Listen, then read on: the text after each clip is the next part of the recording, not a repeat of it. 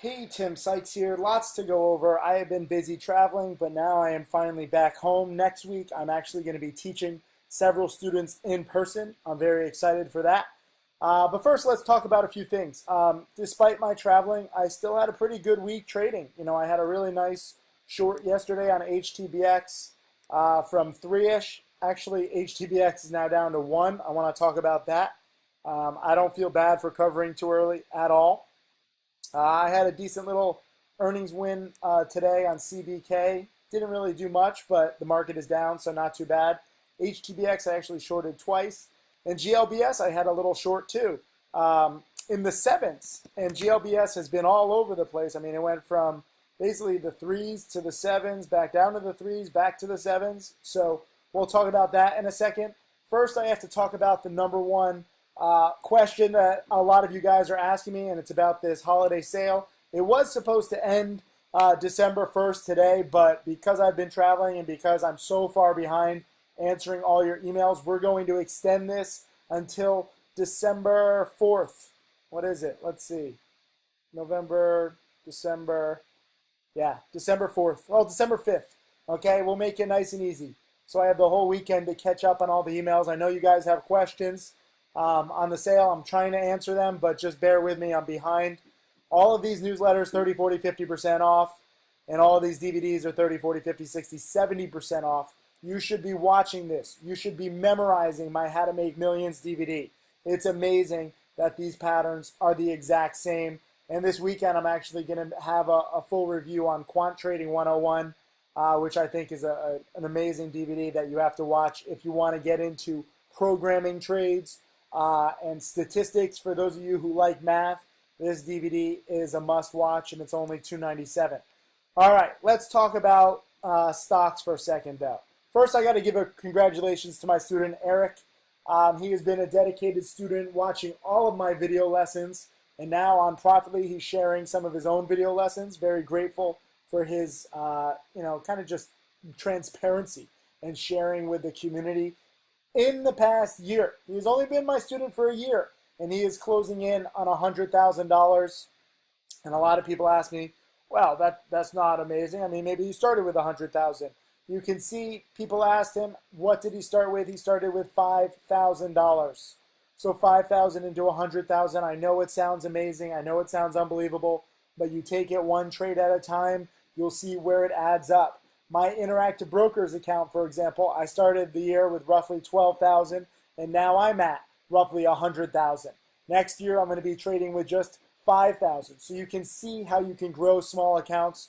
Also, one of my other students, Alex, he was inspired by Eric's post, and he's up 140,000 now. And you can see he didn't make much in the beginning. There's a learning curve. And then you can see what his profits have done in the past few months, and it's awesome. So congratulations to Alex. Let's start taking it trade by trade, though, because that's the secret to success. Oh, also my student Van Ryan, I got to give him a props. November was a great month for him. His account increased 150%, and you can see, he had a good month in June, July, but then he was kind of sideways earlier this year, and then sideways for a little bit. You're not going to have these perfect curves where you're going to necessarily make money every day. You have to wait for the right plays, but then it can add up. And people like my student Lee, who actually just profited on LEI, 272. LEI has been jumping recently. You have a lot of these low float stocks that have been spiking. LEI was one of them. DRYS, well, 10 days doesn't show much. But in the past 5 days, I mean, off the lows from 4 to 6, this is a nice 50% bounce and a nice short today. So you have volatility there. GLBS, as I said. I want to talk about this. I'm actually going to make a whole video lesson specifically about GLBS this weekend because there's so much to learn from this. It's all over the place. I know those of you who are just starting, you're like, I don't know where to begin. This is overwhelming. Don't worry. I'm going to devote an entire video lesson, probably like 15 or 20 minutes this weekend on GLBS. But right now, I want to talk about HTBX because this is a play that fit all of my patterns. When it spiked 3 days in a row, I didn't think actually that it would go green on the third day here. As you know, if you watch my DVDs and you hear me talk and you read my watch list, it's very difficult for a stock to spike for 3 days in a row. You can see here it had 2 green days and then a red day, 2 green days and then a red day, 2 green days and then a red day. So this is the first time that I had 3 green days in the past 3 months. But that is because there were so many short sellers in it. And in the video lesson I made while I was traveling, no less, I think it was like right around here, it was around 3-ish. And I said, it was green on the day, and I wouldn't be surprised if it squeezed more because it was such a crowded short, and that led to this late day short squeeze up to 330, 340, 350. And a lot of early shorts got crushed. Me, thank God, because I was traveling and also because I'm experienced and I know I don't want to just short randomly, I shorted right in here in the low threes when it was closing red. This is the first red day.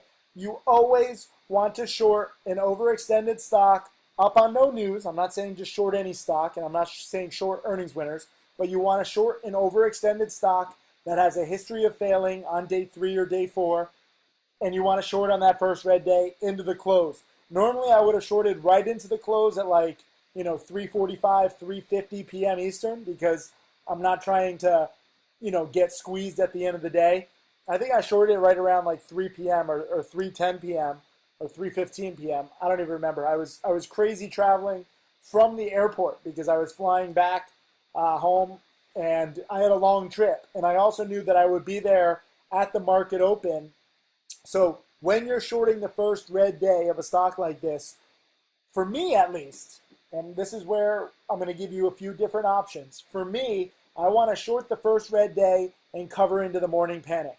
If you actually look at what I said on I shorted a few times. I shorted the first time and it faded a bit, but we didn't get the morning panic. And I was traveling my first short. So when I'm traveling, I'm not going to be aggressive. I'm not just going to be like, oh, I'm traveling. Let me just take a big position and hold it while I'm flying and have no access to control the risk. That's not me. That's not what I do. On this trade, I absolutely nailed it. It was really fantastic because I said probable first down day. It's been choppy, but the trend is solidly down. Normally I wait to short closer to the market close, but I'm trading and traveling, so I'll take my shot while I can. Goal is to cover into a morning panic tomorrow, ideally for 30 to 50 cents a share profit. This is real-time alert delivered at 3:30 p.m. November 29th. And sure enough, the stock closed, right around 3. I think I was up 3 cents a share. I think it closed at 2.98. And pre-market, it was up a little bit, but nothing much. And actually, by the time the market opened, it was down to 2.95. And we got a big morning panic. Exact. Now, mind you, this little morning panic looks like nothing compared to the after hours panic. But pretend you don't know what's going to happen after hours. From 3 down to 2.5 in basically 3 minutes, this is a damn good morning panic. And I'm glad that a lot of you profited.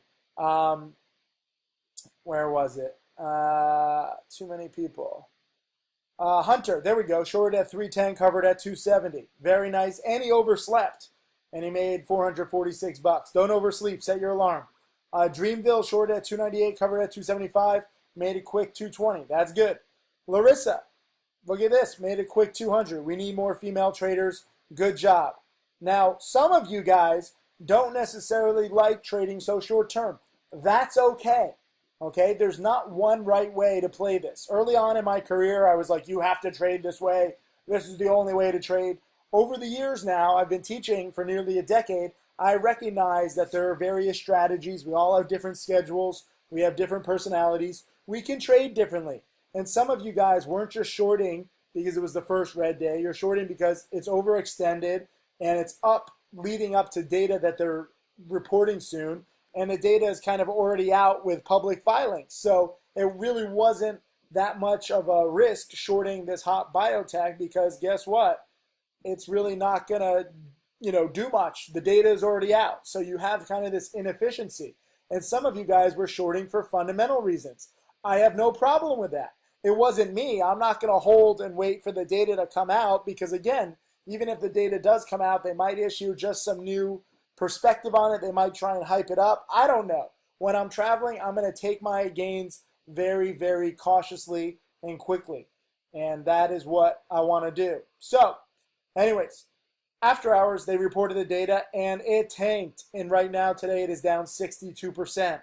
And some of you guys had more patience. Brian, my bad, shorted at 273, covered at 171, made 2,000 bucks. Could have made an extra 1,000, but guess what? You're doing all right. Here's Hunter, and now he's made 2,600 instead of just 500 because he shorted more. So good job, Hunter. Maybe it was good that you got your extra sleep. You know, you got another position in there. And then Lucas, he probably had the best trade, not as big of a position size, but he shorted at 302, covered at 129, made 2,600. And he also highlighted one of the videos that I was talking about where I thought that the data was a little too pessimistic for anybody to go long, and the chart was a little too pessimistic to go long. So some of you guys held and you covered into the ones. That's fantastic. Next year, I'm trading with a $5,000 account and a $1 million account, and you will see me employ two very different strategies. When you have a small account, it's not necessarily going for home runs that matters. It's going for singles. That builds your account, builds your account, builds your account. So when your account is hundreds of thousands of dollars or millions of dollars, you can take a little more time and a little more aggression. But if you have a small account of 3,000, 2,000, 5,000, 10,000, it's very difficult to try to go for the home runs, because if you're wrong and you swing for a big home run and you strike out, you lose a lot of your momentum, you lose a lot of your account, you lose your confidence. So when you have a small account, as I had in the past and this year, namely, I've mainly been just growing my small account, little trade, 500 there, 1,000, sometimes 2,000 here or there. You see that going for singles works. But next year, when I have a big account, and a lot of you guys who like to go for home runs, that's cool too. There's not one right way to play this, and I want you to understand that. I also got to give props to a few other students. Amon, he's been trading FNMA. He got the ticker wrong on this tweet, but it's all right because he had a good profit.